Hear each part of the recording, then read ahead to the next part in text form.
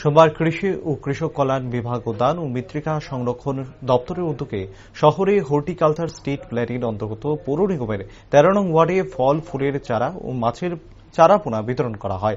এদিন ২০০ জন সুবিধাভোগীদের ফল, সবজি, ফুলের চারা এবং মাছের পোনা তুলে দেওয়া হয়। উপস্থিত ছিলেন পৌর নিগমের নর্থ জোনের চেয়ারম্যান প্রদীপ চন্দ সহ অন্যান্যরা। এখানে দুটো অনুষ্ঠান একসঙ্গে অনুষ্ঠিত হয়।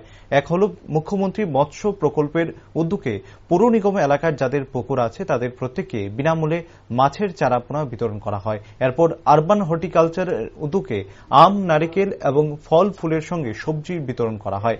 এর মূল লক্ষ্যই হল এই চারাপোনার পাশাপাশি গাছগুলো দিয়ে যাতে অর্থনৈতিকভাবে কিছু লাভ হতে পারে জনসাধারণের।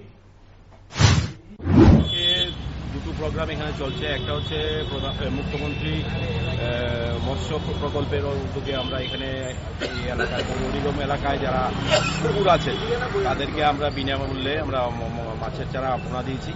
আর এখন আমরা আবার দিচ্ছি হচ্ছে আমরা আরবান হর্টিকালচারের উদ্যোগে আমরা এই পৌর নিগম এলাকায় যারা আছেন তাদের জন্য রাজ্য সরকারের উদ্যোগে নারিকেল গাছ, আম গাছ, ফুল গাছ, সবজি ইত্যাদি আমরা দেওয়া হচ্ছে।